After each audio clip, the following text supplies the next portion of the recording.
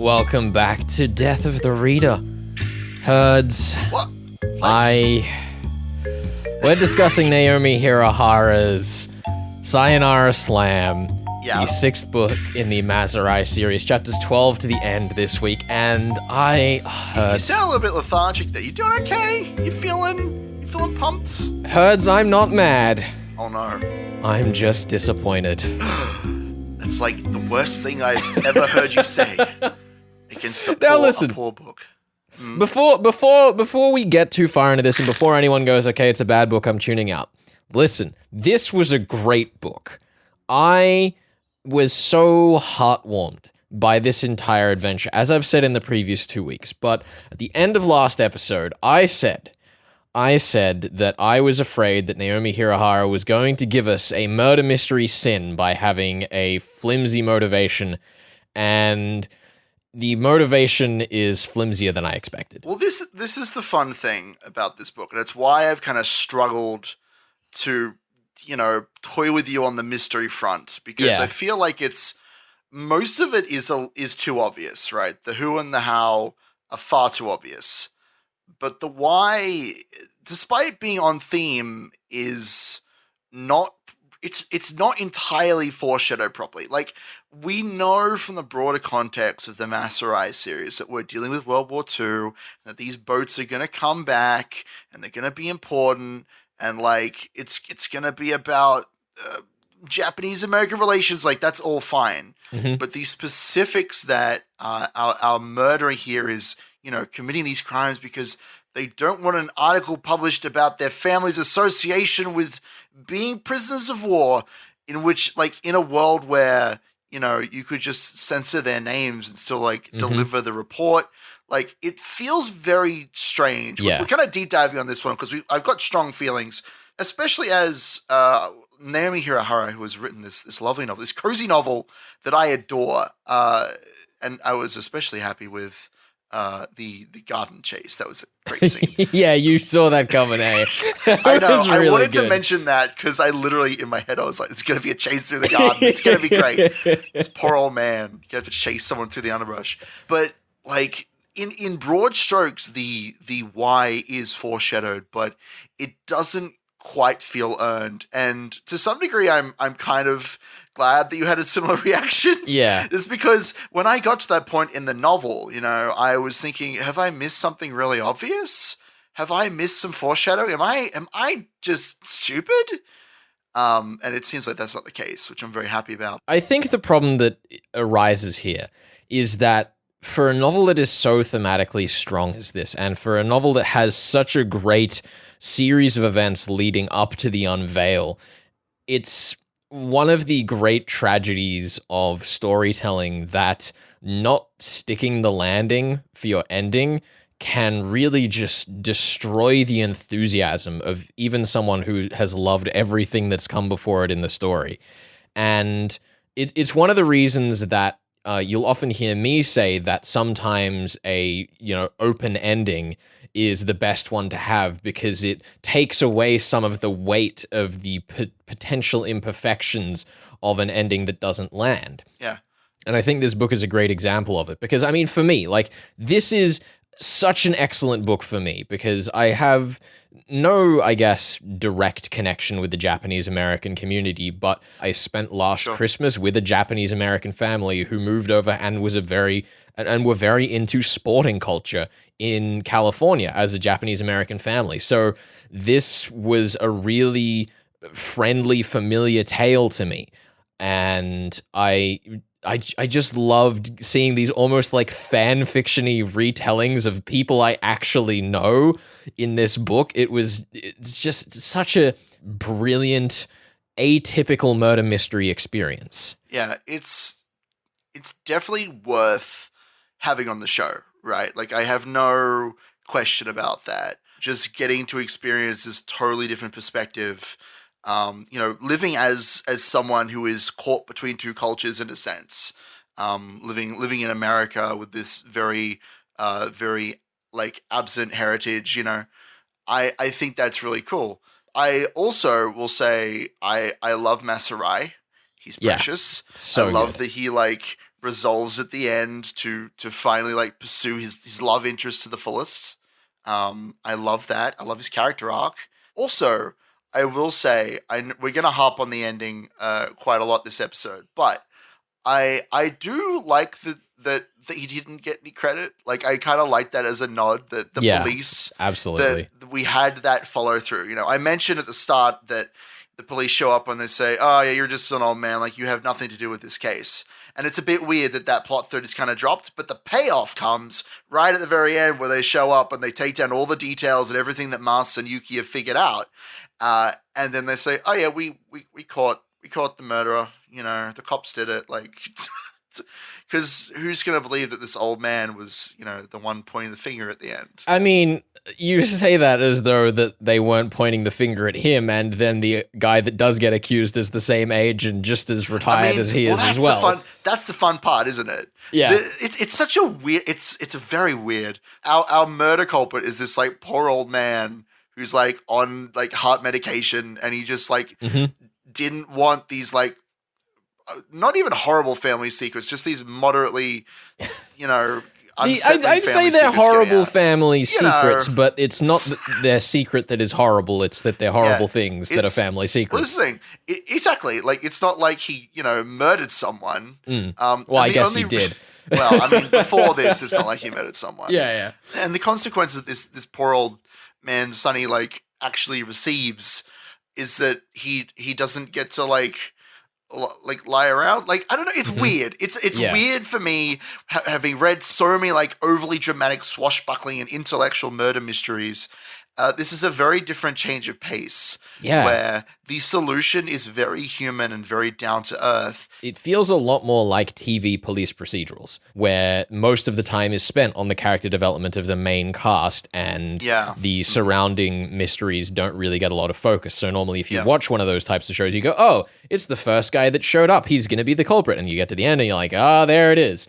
It was totally the same with this. The first guy that we go and interview is Sonny. He lays out all of the reasons he's guilty in the first scene that he's in, and then we just go and have another adventure for the rest of the novel. And I think viewing it through that lens, it's totally fine. Like, if you're here for the Maz Arai series to read about Maz Arai, this is a totally fine novel. This novel is worth reading. This novel is thoroughly entertaining.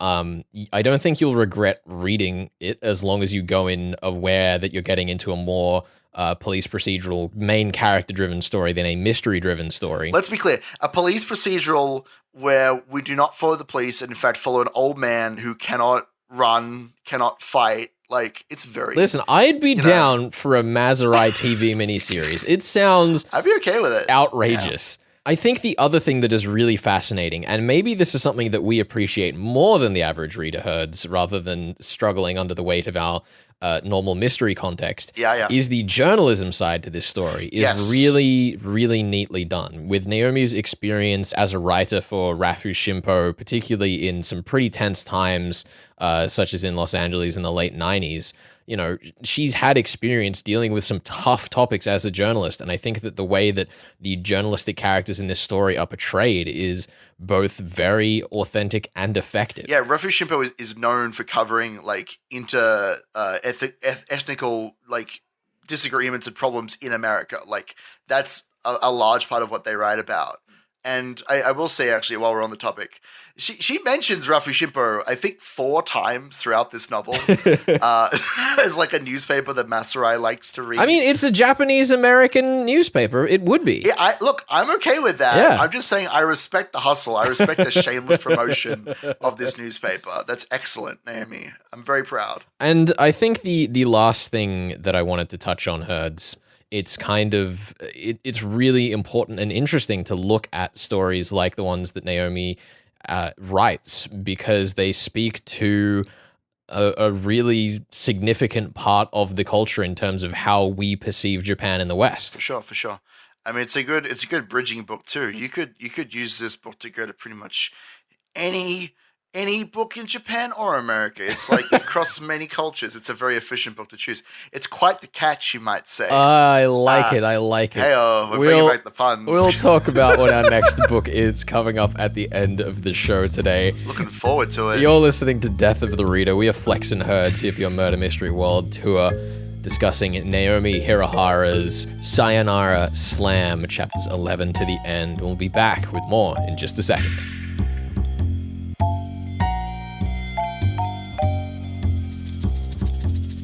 You're listening to Death of the Reader. Flex here with you on the line. I am joined by Tony Arashiro from Eastlake Dojo over in the distant lands of California. Tony, I gave you a mention earlier this episode, and it's good to have you on with us to talk about the sport, the culture of California that we've been exploring here as we discuss Naomi Hirahara's Sayonara Slam. Yes, thank you. Thank you for having me on today. I'm excited. Now, Tony, I've come in. You're a little flustered and befuddled as to why this strange Australian creature has summoned you from the depths of California to talk about this. But one of the exciting things for me is over here in Australia when I was growing up, we had this thing called the Premier's Public Speaking Competition, where we'd have to talk about issues that maybe were beyond the realms of the young children we were back then. But one of the topics that I remember coming up multiple times was sport breaking down the barriers, and how sport is kind of this useful tool for bridging communities and cultures and breaking down racial divides. And one thing that I find really interesting about the work you do at Eastlake Dojo is that you've brought over so directly this culture from Okinawa of the karate that you do. What's it like bringing over the culture of another place to somewhere like California and introducing it to the young people that you work with when you're coaching them? How is that experience bringing not only the sport and the technique, but the culture along with it? So actually, it's a lot of fun. The part that I like the most about it is actually educating them, because initially people think karate is a all-encompassing martial art. Everything that has to do with fighting is all karate. Probably because of the Karate Kid. Mm-hmm.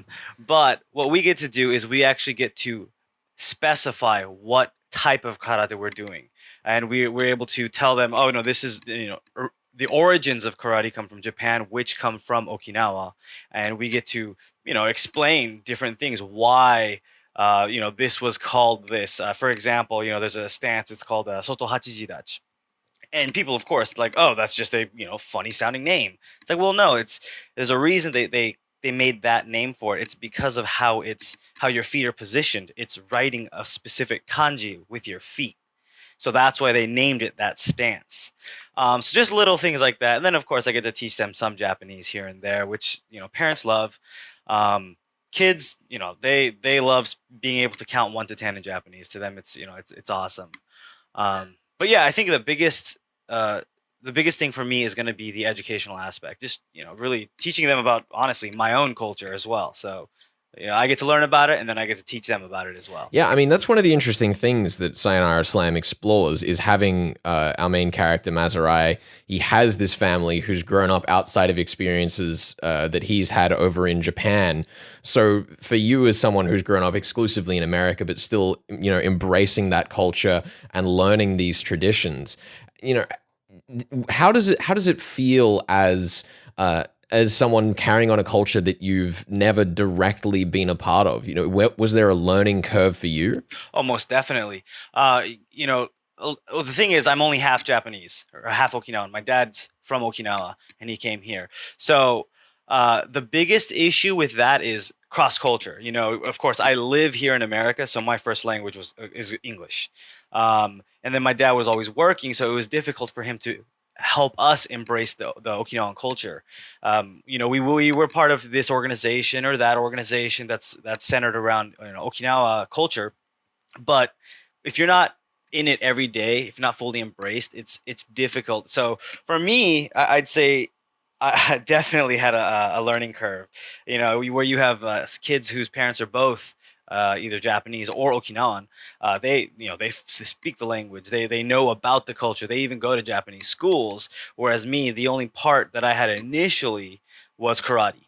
Mm. That was the only part of me that was like, oh, this is Japanese or this is Okinawan, and this is part of who I am. As I got older, I was able to experience different things culture-wise, and I was able to go, multiple times to Okinawa to visit and to really get a full-blown culture dive. Yeah.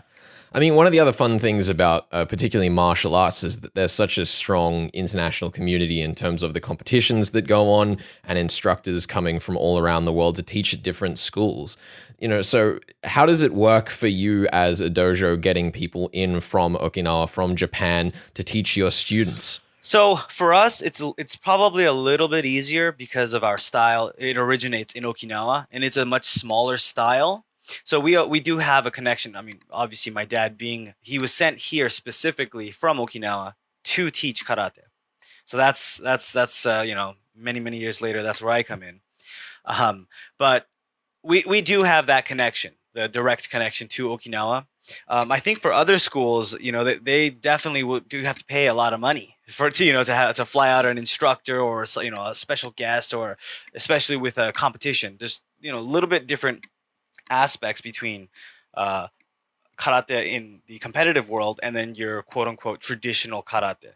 They do coincide with each other, but people will make a distinction between the two. Yeah, there's something kind of interestingly almost a little religious about, setting out on a pilgrimage to go teach your martial arts style, especially for, some of the more niche styles, because I guess people who aren't familiar with the martial arts community think of karate as like just one collective style, but there are so many subdivisions that you don't often hear about. So how does it come about that, masters, it's sensei is the term, I believe? That's correct, yes. Yeah, so how is it that they go about finding places around the world to plant a dojo, and why is it that, particularly for martial arts, there's such an emphasis on sharing the style and, the teachings that you can bring with it? I would probably, I don't have the correct answer, but my interpretation for that question is probably going to be that when... if I'm not mistaken, almost all martial arts did originate from China, and being that China is so, as a country, is so old that's kind of where the ancient, martial arts would have derived from.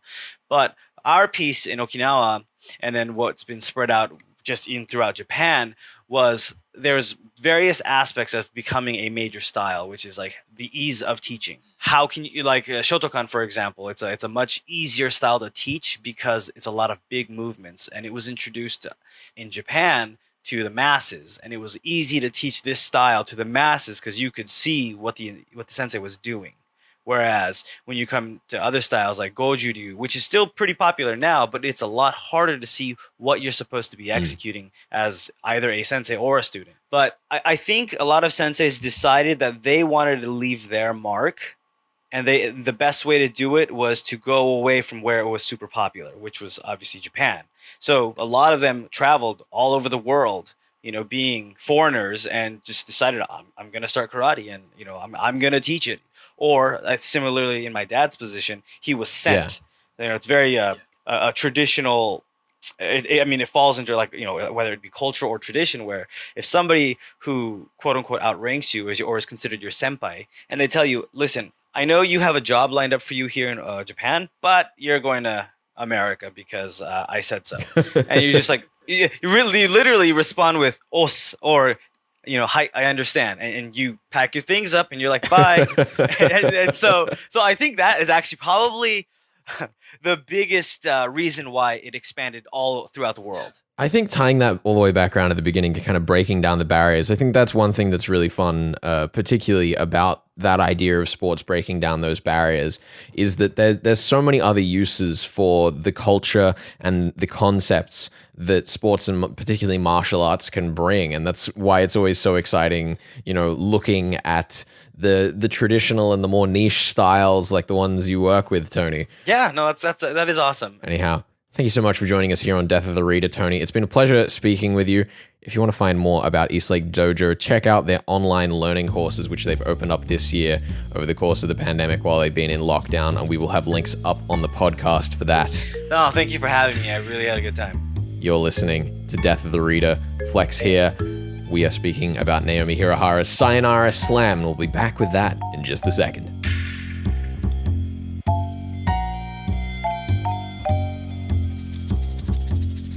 You're listening to Death of the Reader. Flex and Herds here for your Murder Mystery World Tour.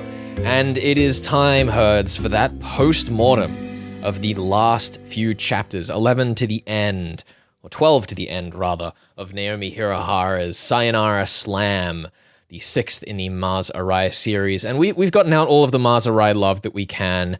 We've said all of the nice things we can say, Herds. It is time to tear this mystery to shreds. Well, that's just cruel of you. This is the beginning of the end for Masarai, this sweet old man who's done nothing wrong and has only been good to us. Now it's time to talk about how it's this foreshadowing. Flex, it's missing. I have one thing I'd like to ask you, Herds. What would you like to ask me? When you hear someone called Sunny in a murder mystery book, spelled Sunny, yeah, do you think that is a nickname, or do you think that is a regular name? I'm trying to. I guess it's his nickname. I guess I don't know because one of the defining pieces of evidence to prove that our culprit, Sunny Hirase, is in fact the culprit, is that his name, being Sunny, is obviously a nickname and is a reference to his Japanese name, Hideaki, which means life. So that's garbage.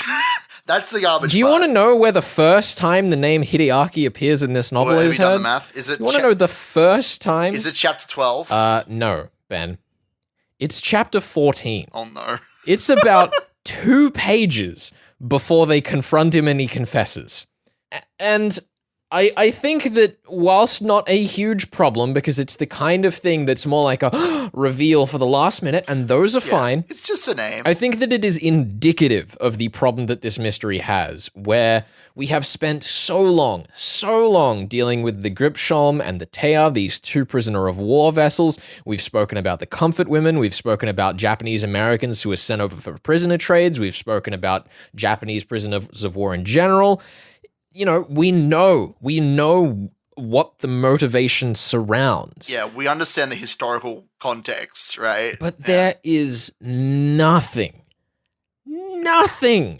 in the first 13 chapters of this book that suggests to me that there is anything murder-worthy. And you know what? There is nothing in the first 16 chapters of this 16-chapter book that suggests to me that there is anything murder-worthy surrounding the incidents that we speak of, because the most damaging things that we get to is that, you know, people's partners died while they were on the ship, and it was a horrible experience, and people still can't agree to be honest about what happened. Yeah, I feel you. Like, we've got all this World War II history and, like, war crimes and comfort women and political scandals and journalistic integrity in question. Or even if Itai was just lying, if he was just making up a story about Sunny's family that was really cruel to his legacy. So then it's more like tragic, right? Yeah, but instead it is just the supposedly true story of his family,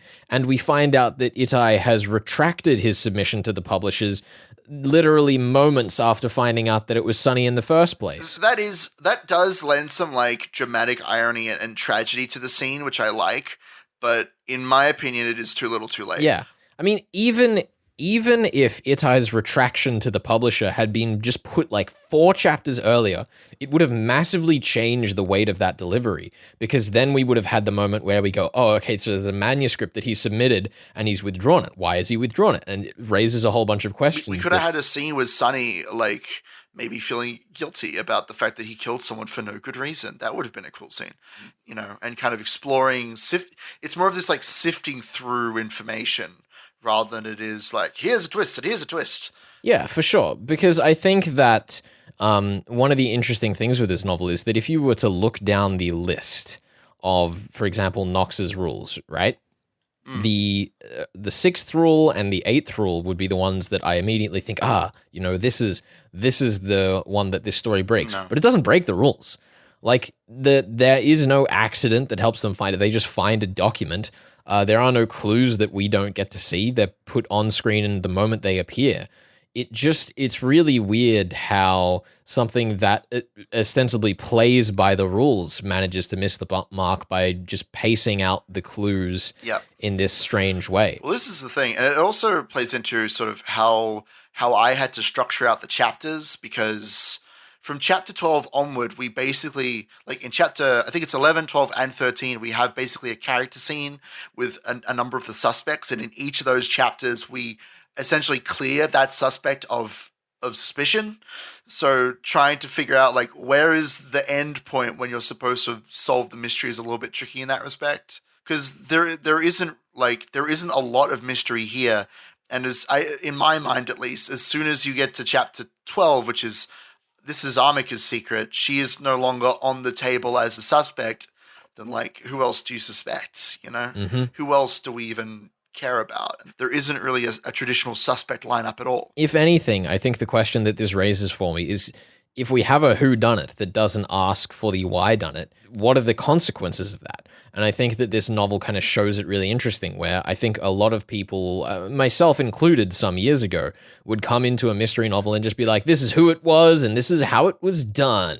And the why doesn't matter because it's obviously them. And I put my sunglasses on and I walk out of the room. You beat the puzzle. Congratulations. You defeated a child in a chess match. We're done. Exactly. But this novel does a really good job, through a mistake, admittedly, of showing, well, I mean, a mistake is a strong word. Keep going.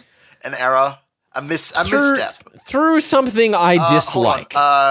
What is, oh my goodness, my baseball terminology is failing me. A ball. Through a ball. I don't know if that really works here, but, you know. Shows how a mystery story does still need something to make it more than just a puzzle. Because it does have a great story on the surface, but it feels as though the puzzle and the story are two separate things because there is a lack of credibility by the way the finale of the mystery is carrying out. Look, I think what you're trying to say is that we should take the who, the how, and the why, and we should arrange them in terms of first, second, and third base. And we should live by the old adage, which is that I don't want none unless you score runs, hun. Now listen, Herds, it's time to talk about what we're doing next week. So I was planning on making our stellar return to Japan with the Mystery Writers of Japan, which is a society that Edogawa Rampo himself founded, and was the second iteration of it. It was originally the Detective Fiction Writers Club of Japan. Oh my god, that's a mouthful. And I was going to go with the second president of the latter club, Seicho Matsumoto, whose book Points and Lines is one of the highest selling crime fiction stories of all time in Japan. Oh my goodness. That must be really easy to get a hold of. Well, Herds, you've given away the game here, which is to say that I have spent about 2 months trying to get a copy of this book and have not succeeded. So, Herds, in the hope that the next copy of the book that I have ordered off the internet arrives with all of its pages. What? What does that mean? Are these going to be missing pages? There was a bit of a snafu with the last delivery I received, Herds, we'll say. That doesn't sound good. But should that book arrive intact, that is the book that you are going to be giving me. You know, I'm okay with that. That means I don't have to hunt for a book for a little while. That's good. I'm okay with that. But to fill the gap, we are going to go with the second most recent president of the Mystery Writers of Japan, Keigo Higashino, and The Devotion of Suspect X. That sounds like a manga. That's what that sounds like. It is a much more thriller-driven story. Okay. The front title compares it to Stieg Larsson, of Girl with the Dragon Tattoo fame, so we will see about that. Is this even going to be a mystery? What is this? It should be a mystery, Herds. We're in for a bit of a weird time, but I don't think it's going to be quite the detective-based game we're used to on the show. Either way, we will be covering chapters 1 to 7 of that on the show next week. And Herds, I wish you the best of luck with this story. Because I only decided to switch to it, I have to read the entire thing in the next couple of days. So you're right there with me. I'm sure it'll be a home run. I'm sure you'll hit it out of the park. All right, I'm done. I'm done with these puns. It's too many. That's the second time you've delivered that one, I think, Herd. So we're really we've run dry. I'm running out already. There aren't that many baseball puns. If you have a baseball pun, let me know at Flex and Herds even. Let me know your favorite baseball pun right now. Tweet at us or Facebook us. Let us know. You are listening to Death of the Reader. We are Flex and Herds. We will see you next week with the Devotion of Suspect X. Thank you very much for joining us, and we will see you then.